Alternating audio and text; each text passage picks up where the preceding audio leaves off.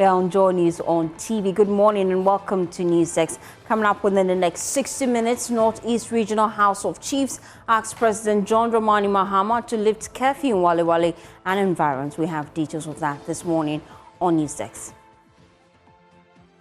Also, Employment Minister to meet executives of the Civil and Local Government Staff Association of Ghana to find a solution to the current impasse on appointment of the Bet and Debt Registrar. We have details of this plus business here on News X. It's a good time to take a seat and please be my guest.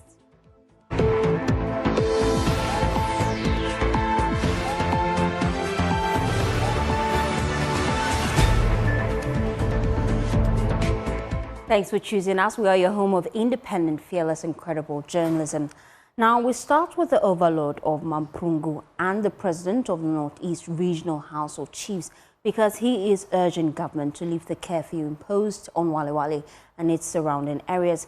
The delegation led by Mba Tarana, while making the demand, reminded government of its promise through the regional minister to remove the curfew in 5 days if nothing untoward happened.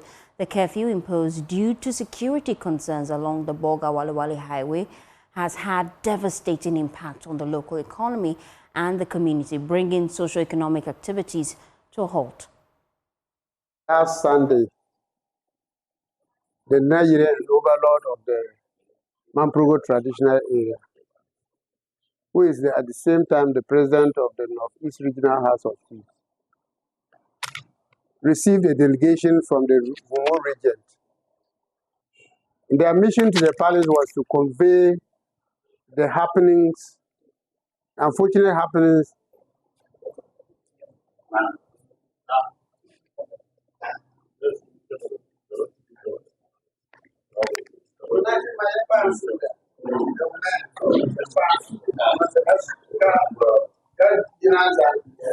convey his message of condolences to the people who have lost their family members, and also to urge the people of Walewale to exercise restraint and cooperate. But his main purpose, his desire, is that the curfew should be lifted as soon as possible because it is causing hardships among the people of Walewale and its environs. And to add to the salt to the injury, that there are vehicles which pass through the community during the night, during the curfew hours. And inhabitants of Walewale who happen to be in the vehicles are dropped in the middle of the town and asked to go home. And if the security people it's alleged that when the security people see them, they give them the option of either paying to go home or get a beating if they fail to pay. And this is very serious and very disheartening. So this is an allegation against the security forces or service agents. And then Nigeria is appealing to the Minister for Interior to reconsider and lift the curfew among the citizens of Walewale and its environs. He is asking them to exercise patience because he and his brother and friend, the Ashantihini, are engaged in the matters that will lead to the eventual solution of this problem. So he is asking all of the Mamprugu to rally behind him, and in unity they will be able to forge and find a lasting solution to the problem. Well, let's assess the situation on the ground. Joining me now is Ilyas Utango. He's our Northeast Regional Correspondent. Ilyas, what can you report? What's the mood in the area this morning? Christina, if you can repeat the question again, I didn't hear the question. I want to know the mood in the area this morning. We've been hearing from the Overlord of Mamprugu. He's calling for the curfew to be removed. But looking at the situation on the ground this morning, is that a viable option? Well, there's no news as to when the curfew will be lifted. But the news in Walewale is that there is so much apprehension in Walewale. This morning, as you can see me, I'm standing right in front of a house that was invaded by the military men. And that has left a lot of people in fear. I'm standing in the area called Kukwazugu. And if you see right behind me is the house of a local chief that was invaded by more than 30 soldiers with more than 3 armed vehicles, heavily armed. And I was able to have access to this house, and I saw widespread destruction that was caused by the soldiers, allegedly, to properties and personal. Oh dear, we seem to have lost connection to Elias Tango. He's our Northeast regional correspondent. Of the residents of Thankfully, we have him back. Belongings have been destroyed.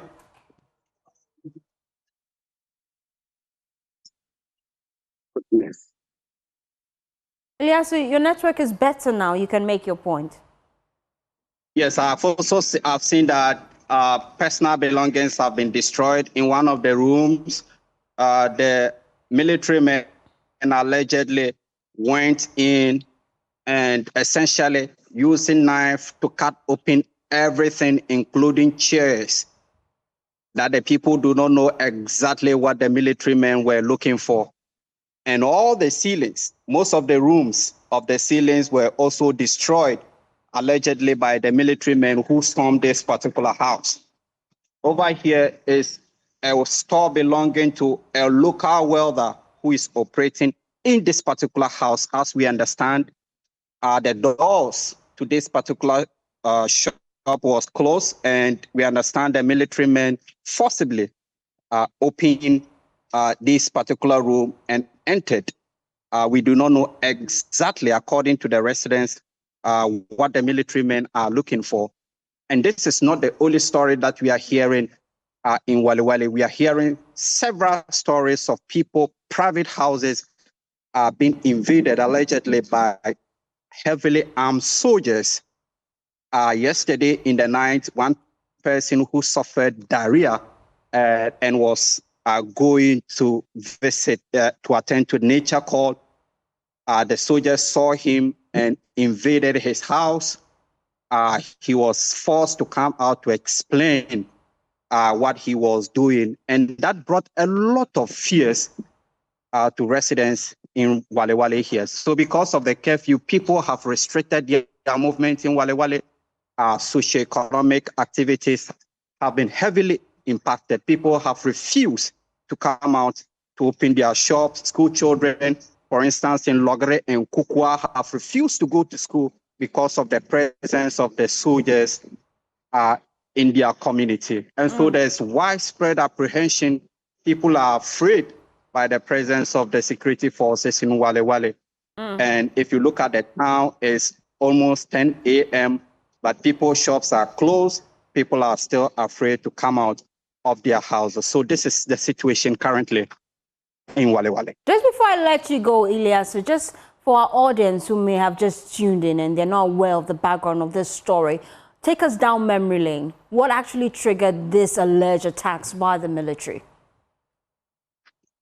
Well, we understand that there were some attacks on the Walewale Tamale Road, which was caused by attacks on the Bolaga or Kopulmakum Road. And so as a result of this, there were reprisals. And as we speak, more than 3 buses were burnt in around Walewale. And that forced the government to impose curfew in Walewale and deploy dozens of soldiers currently. And the day of the curfew, there was a disturbances at the Chief Palace when residents attempted to get explanation from authorities, including the regional minister, why the curfew was imposed. Our security forces came around and fired shots, killing one person, and then several other people were brutalized. And so this is the background of the story. There have been violence on the Boko, Bolga, Pulmakum Road, and that has also triggered reprisals on the Tamale, Walewale, Bolaga Road, which has caused the government to impose curfew and deploy soldiers who we are now getting several allegations from residents of them brutalizing them in the Walewale community. Thank you, Ilyas Tanko, for bringing us that update all the way from the Northeast region. Just giving us updates that indeed social economic activities have grinded to a halt. Joining me now is Mukhtar Mumuni Mukhtar, his Executive Director for West African Center for Counter-Extremism. Thank you so much for your time here on NewsDesk. We're just looking at the calls now by the Overlord of Mamprugu that this curfew ought to be removed. But looking at the impact, knowing fully well that this curfew was introduced as a result of security concerns, is it safe to remove the curfew? Well, yes, that kind of call is expected from the Overlord of the Mamprugu traditional area, because he was seeking to ease the pressure and the cost of this curfew on his people. And so it's something that is expected. And as you just heard, Ilyas Tanko enumerate the factors that, the challenges that people are going through. But if you look at the other, side of it, if you look at the real challenge that we're dealing with, it requires, significant commitment to security measures that could help address the challenge that we are looking at. If you go back, several steps back, you will realize the enormity of the challenge that we're dealing with. What we're seeing is a product of what is happening in the Boko, traditional Boko area, where the conflict has ranged. The conflict has been very, very active in the last 2.5 years. And to the extent that the conflict has extended and expanded beyond the traditional Boko area, it should worry all of us. And today, the Pulmakum Bolga Tamale Highway is a very, very risky spot. It's a very risky highway. We've recorded at least two dozen fatalities just in the last quarter of the year. And so it's a very serious situation. One of the factors we should consider is the fact that there is a tendency or potential for this to impact on violent extremism, not only in the Sahel, but also in the northern part of the country. We are seeing copycat attacks that are repeated in this ethnic chieftaincy conflict.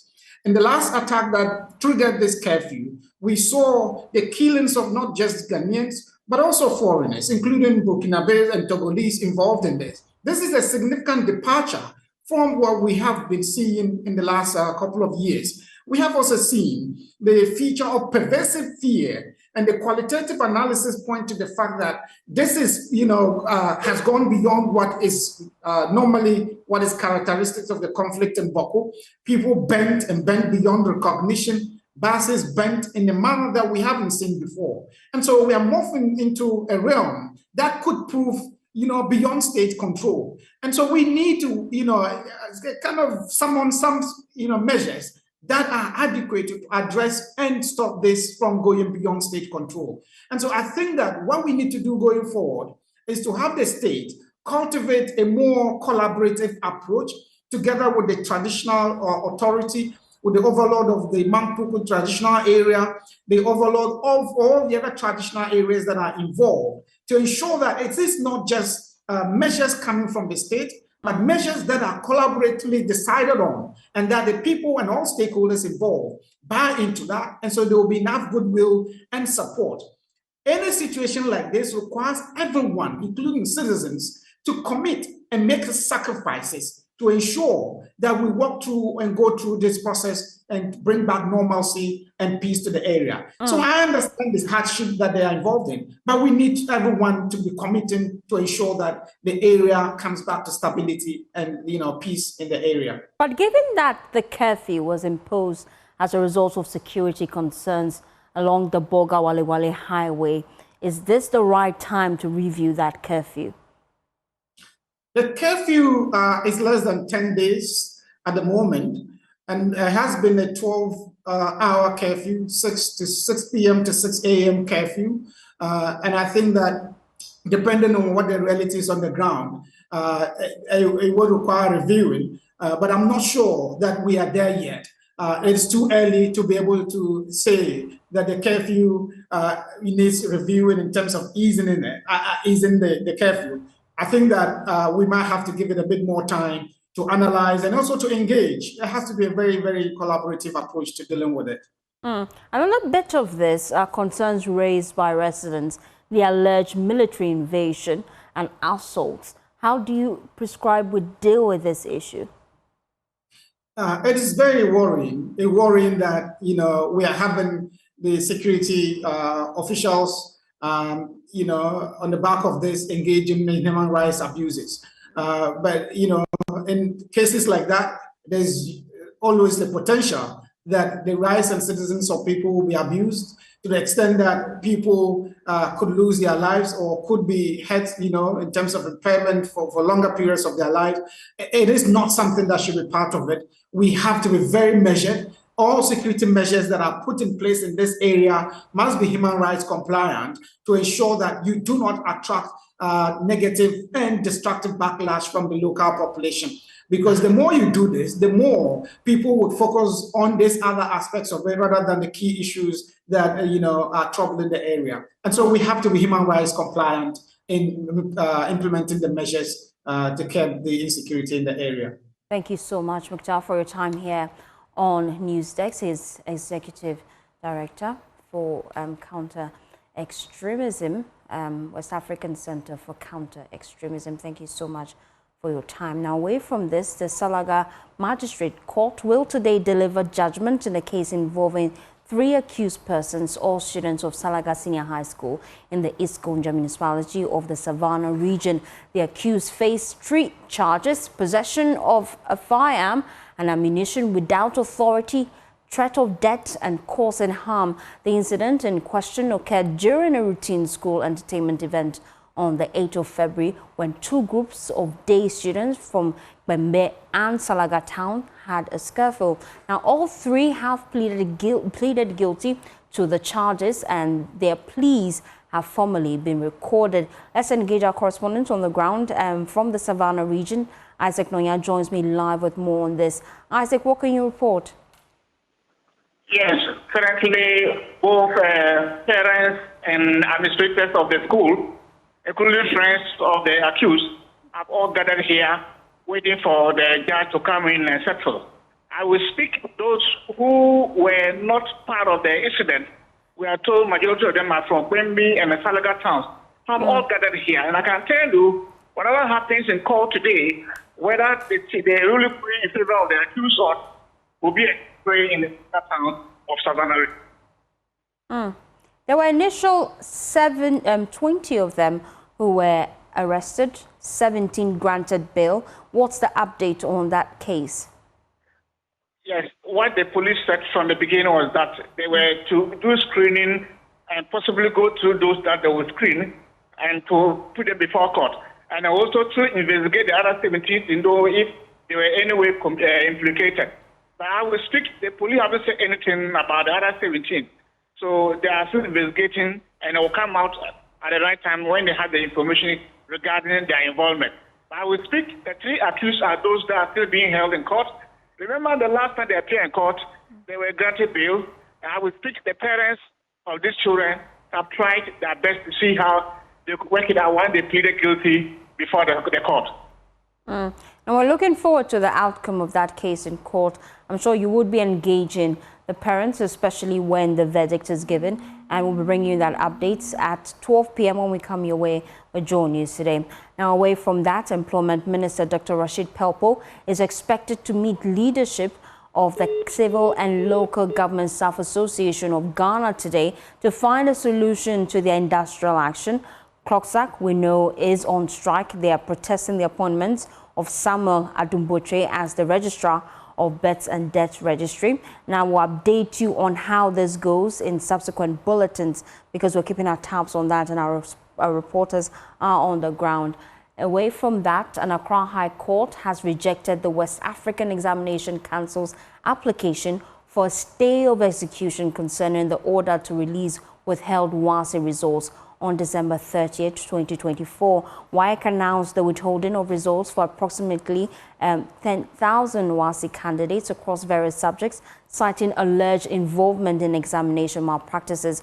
On January 30th, 2025, the court ruled in favor of 4 students representing all affected candidates who had petitioned for the release of their results. Now, despite the ruling, WAEC filed for a stay of execution pending an appeal. However, during a hearing on Thursday, the court dismissed the application. Well, Head of Legal Affairs for WAEC, Reverend Victor Brew, and the legal representative of the affected students, Martin Pebu, joins me live on Zoom with more. Thank you so much, gentlemen, for your time.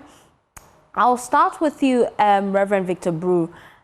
You plan to appeal the High Court's ruling? Well, good morning to you and to your cherished listeners. Yes, if you put it that way, we plan to repeat the stay of execution in the Court of Appeal, which is part of the entire court process. So if you went to the High Court and it gave a ruling or a judgment and you first, apply for stay of execution in that same court, if you are a lawyer of rich experience, you will know that it's more likely that the court will not grant the stay. But then that is the rule. So you do it, and then if it's not granted, you have the option of either complying with the ruling of the court or repeating the application in the Court of Appeal if you really believe in your case. And so we are going to explore that option. But first of all, we need to get a hard copy of the ruling or the judgment, if you like, and then we will actually then likely repeat the stay of execution in the Court of Appeal, yes. But at the center of this legal tussle are the lives of children, about 10,000 of them, who are unable to go to school as a result. What exactly is the difficulty in WAEC releasing the results? Well, I'm not sure it's about difficulty. It's actually about the fact that WAEC is still working. And so even as these candidates who are 10,000 over went to court, there are several candidates, others whose results have been worked on. And I can tell you that even as my colleague on the other side led his clients to court, we were not constrained by the very act of going to court from working on other results. And we have been releasing results, exonerating some candidates, canceling the results of others. So it's really this group of students who've taken us to court, and it's their right to take us to court, no qualms. It's also our right to also respond, no qualms. So for us, the process is just ongoing and there is no tussle.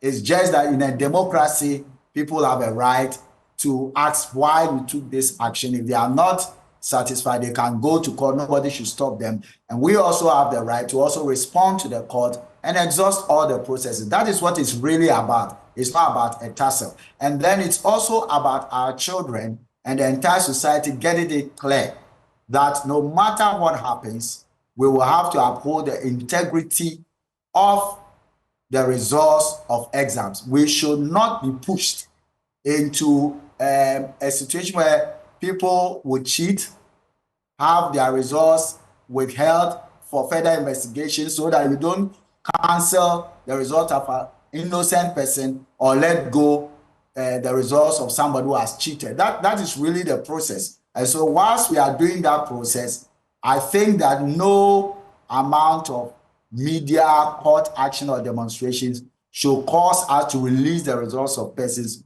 who have cheated. So yes, we can talk about the length of time, which WAEC is willing to look at, perhaps the length of time. And we are saying that with more resources, we can do this work maybe more speedily, if I should put it that way. Victor Bruce, stay with me. I'll come back to you as we wrap up the conversation, just get your final thoughts. But let me bring in lawyer for the plaintiffs, Martin Pebu. Thank you so much, counsel, for your time here on News 6. Now, you must be pleased because the High Court rejected WASSCE stay of execution application. But then we're just hearing from Victor Bruce, serve notice that they will be appealing that decision. Your initial reaction? I'm disappointed that Mr. Brew would want to continue, or let's say Lawyer Brew, this is a lawyer, would continue abuse extra. Enough is enough. Enough is enough. You see, the problem is that WASSCE is not realizing that we are dealing with this matter in a constitutional context as well. So the Constitution, Article 23, requires that administrative bodies act fairly and reasonably.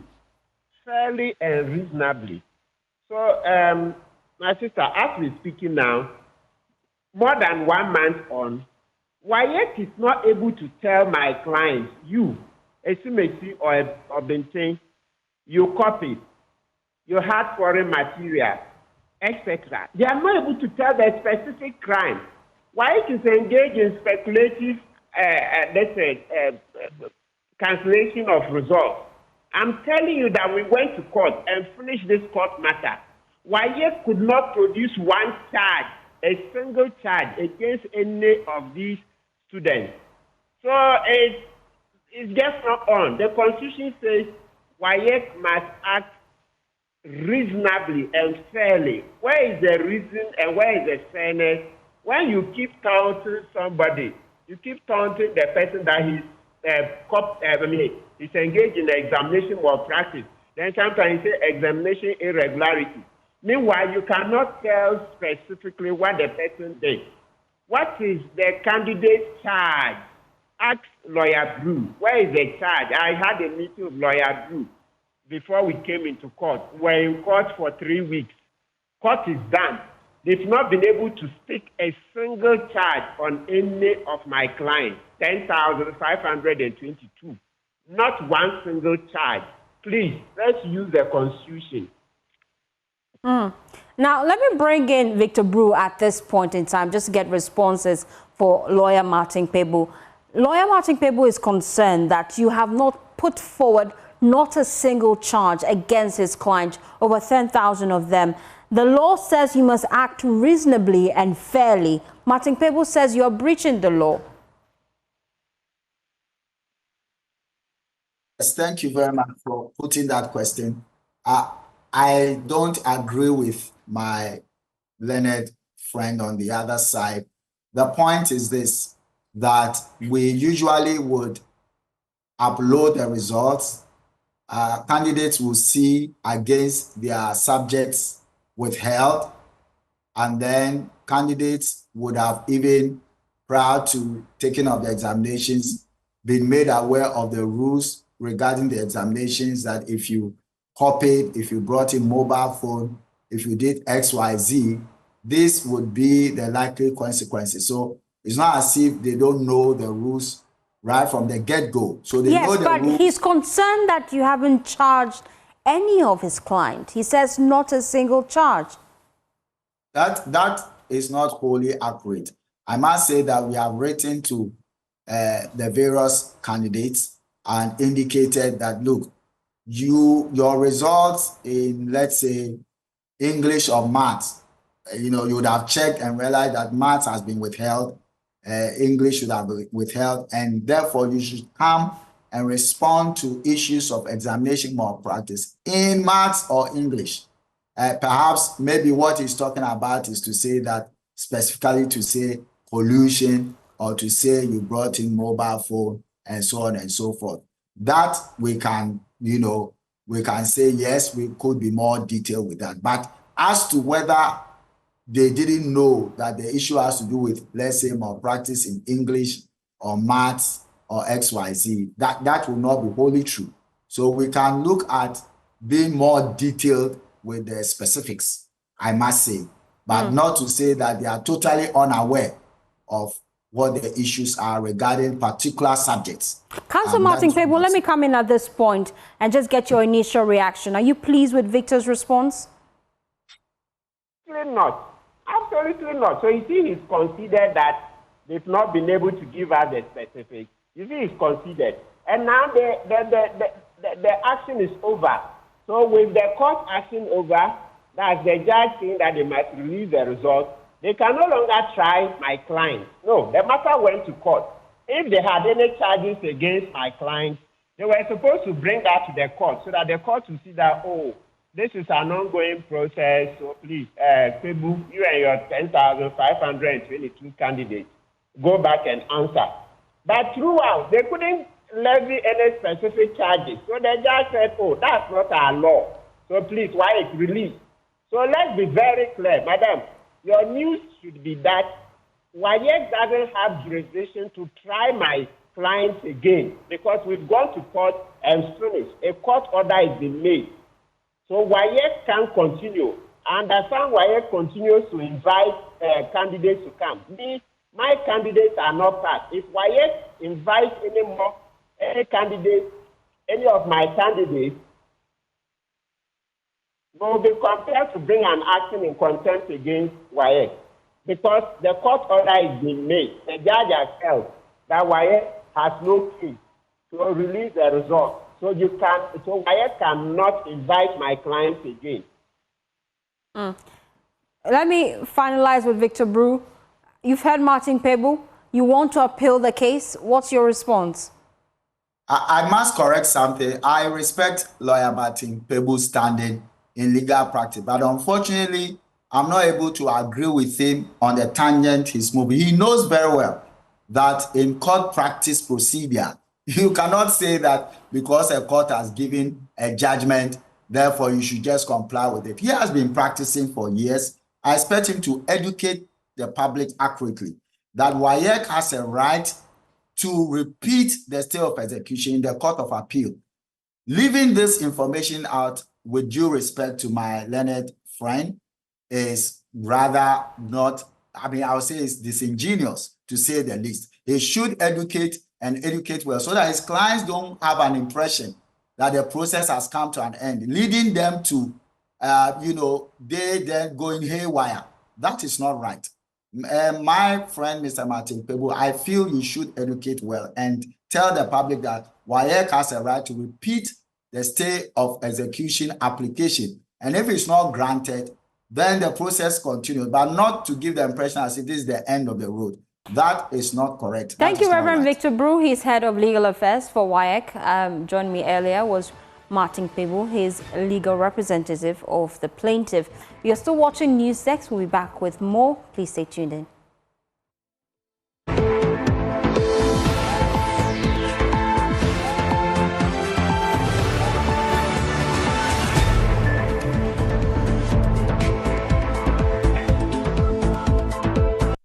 Thanks for staying with us here on NewsDesk. Now, with unemployment remaining a major challenge across Africa, we'll turn our focus on how the African Development Bank can play a crucial role in addressing this issue. Well, this morning I'm joined in the studio by Dr. Samuel Maibo. He's a candidate for the African Development Bank presidency to discuss his vision and aspirations for the organization. Having arrived in the country just yesterday, he has already met with the President, John Dramani Mahama, and engaged with business community. And thank you so much for your time here on NewsDesk. Thank you very much for having me. It's a pleasure to be here in Accra. Oh, great. Welcome. Now, we'll delve deeper into the ADB and the vision you have for the organization. But then let's deal with unemployment, a big issue in West Africa, in Africa to be precise. How do you propose that as a country we can deal with this? Well, first of all, I want to stress that my candidacy for the African Development Bank is to deal with the fundamental problem that goes to the question that you've asked. Africa is growing. There's so much activity and vibrancy, and you see it around in Accra. The challenge we have is that we're not growing at a pace and scale that's fast enough to absorb the 700 graduates who are coming into the job market looking for work. And therefore, we need now more than ever before an African Development Bank that is focused on getting things done, creating jobs, both benefiting from our traditional sectors like agriculture, but even more exciting, the creative industries such as film and art and song, for which you can generate significant amount of jobs than we currently at the moment. Now, what's your vision to transform ADB, to make it that global main development partner in the continent? My vision for the African Development Bank is threefold. First of all, we must make sure that it is acting and behaving like the premier development institution that Africa needs. That means investing in speed, in effectiveness, in good outcomes. It means partnering with all of the African financial institutions on the continent. This is not a job for one institution. And importantly, we're making sure that our staff within the institution have the ability, the resources to be the best of who they can be. Secondly, it means working and supporting with governments. They're tired of being lectured to. They know what needs to be done. What they need help with is dealing with some of the consequential challenges of our time: debt, climate, and creating enough jobs, as you rightly pointed out. And in dealing with these two, the third pillar of my vision is focusing on investing in agriculture, as I mentioned, creative industries, but making sure we are creating enough markets through trade. It's unacceptable today that Africa only trades less than 15% with ourselves. It's unacceptable today that even though we've got 60% of the arable land on the continent, we only produce 15% of what we consume. The real implication of that is that every single time we import from outside the continent, we're exporting the very capital we need here in Africa, investing in infrastructure, in energy, in creating jobs, and making sure we're growing the economy to create the jobs that you talked about when we started. The IMF is arguably one of the biggest lending partners for Africa, but many have criticized their conditionalities and how difficult it is to access some of their facilities. How can the ADB bridge that gap when it comes to ensuring that the continent gets reliable funding? One of the challenges we find in the development space is that oftentimes we talk about these relationships when countries are struggling, and therefore there is a sense of urgency, and the prescriptions of how to treat a patient who is critically ill becomes an issue in and of themselves. What I would like to do with the African Development Bank is to make sure that we're not talking about the patient when they're critically ill.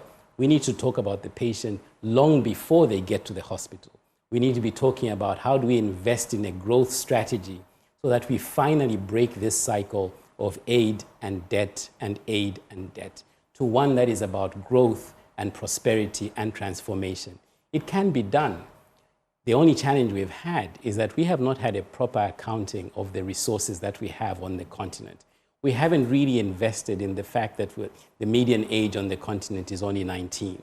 And when it comes to resources, oftentimes we go to the World Bank, we go to the IMF, without doing enough of what is already here on the continent. To give you a simple example, we've got pension funds that sit on $250 billion in resources that we could tap into. We've got African financial institutions collectively that have more than $70 billion on their balance sheet. The missing link is that we're not working collectively together and treating this as one balance sheet for one continent and developing a more ambitious agenda for our continent. The truth is that these solutions are hidden in plain sight. They're the same things that worked after World War II in Europe. They're the same things that worked in China, in India, in other economies that have seen this transformational growth. It's time for us to accept that Africa has more than enough plans, more than enough strategies. We have more conferences than any other place that I see of. We need to focus on the day after. We need to focus on one layer below, the plumbing of development. It takes hard work, it takes investment, it takes years. When you talk about unemployment, for example, this is a lifelong commitment. It starts with the quality of our education systems, the health that we invest in our children. It includes the technical vocation programs. We need the private sector involved, and we must have the patience as a people to build those foundations that every economy across the world has built in.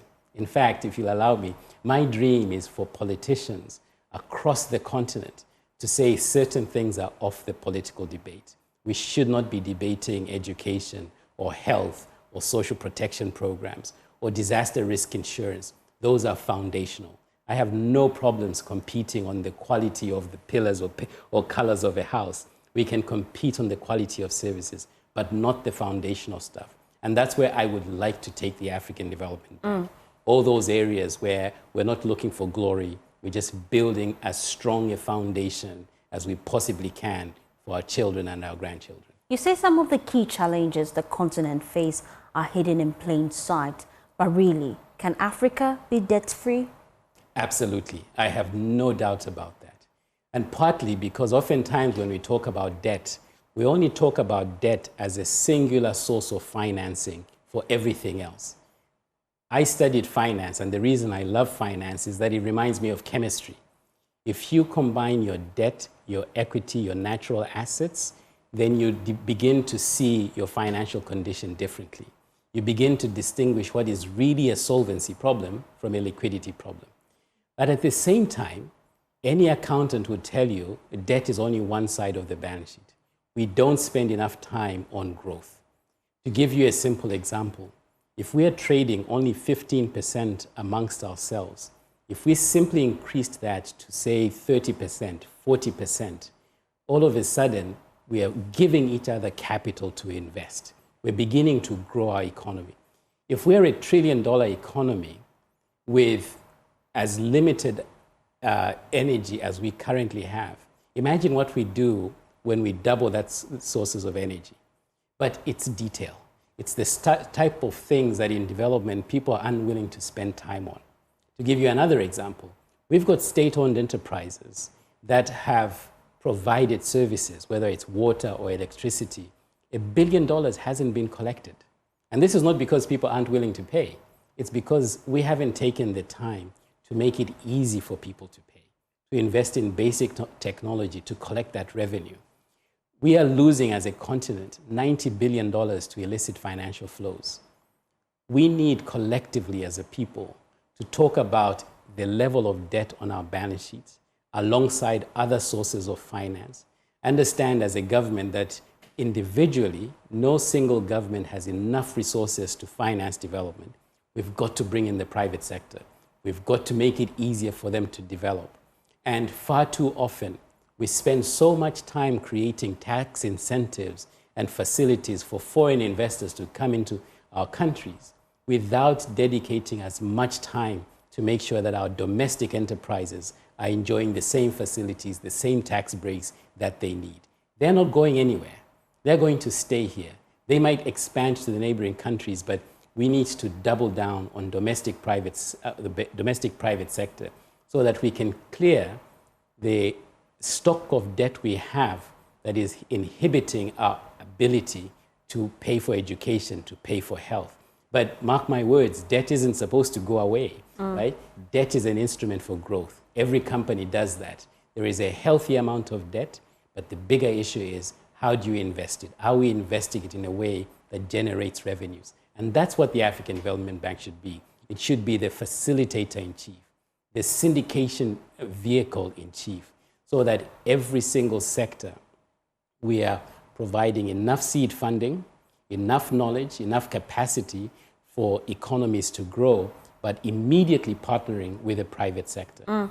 You make mention of providing seed funding, and I'm quite interested in that because one of the biggest challenges that entrepreneurs face in Africa is getting capital for their businesses. Collaterals are often outrageous and they find it difficult accessing funds. How do you plan to bridge that gap should you be given the nod? So one of the things about finance is that oftentimes we have capital in the same country, in the same space as we have ideas, but they're mismatched. We have proposals going to banks that should be going to investment houses. We have proposals going to investment houses that should be going to microfinance institutions. My role at the African Development Bank is to make sure that we are using the full range of our institutions, our balance sheets. We are not shy about partnering with the African Import-Export Bank TDB, ATI, there are 16 of them. And making sure that when an enterprise comes to any one of us looking for financing, we are comfortable directing them to a partner right across the street. And the same applies within country. And you're absolutely right. Sometimes we run our entrepreneurs through circles and through cumbersome process. No entrepreneur has 18 months to wait for a project approval, right? It is much better to tell them upfront, very early, I cannot help you, but I know someone who else who can. And if everyone is doing that, we are clearing that market much faster, much better. And importantly, in this important question you raised, making sure that young people have a seat at the table, that women who make far better business decisions than most men I know have a seat at the table. And importantly, for a continent that is sadly also plagued by strife, we're making sure we're taking investment to conflict-affected countries and regions, because nothing guarantees long-term peace than investing in the private sector. Thank you so much. I wish you all the best in your decision to run for the ADB leadership. I'm hoping that you actually win. If you do, then we can see all these ideas come to bear. Well, that's how we wrap up the bulletin here on News 6. I've been speaking to Samuel, Dr. Samuel Mumbai. He is a candidate for the African Development Bank presidency, and we've just been discussing some of the key policies he plans to implement should he be given the nod. And that's how we wrap up the bulletin. For more news, please log on to myjoyonline.com. Some top stories there on myjoyonline.com. You can go there and read it. Top story there talking about the West African Council. The High Court has dismissed WASSCE's stay of execution. We had that conversation here on Newsdesk. You can go back and look at the details because that has been updated. WASSCE plans to go and appeal that decision. And we've just been hearing from the lawyer for the plaintiffs saying that they do not have the right to do so. So that's how we wrap up the bulletin. My name is Faustina Safo. It's Friday. I'm excited. Can't wait to see you on Monday. Have a pleasant weekend.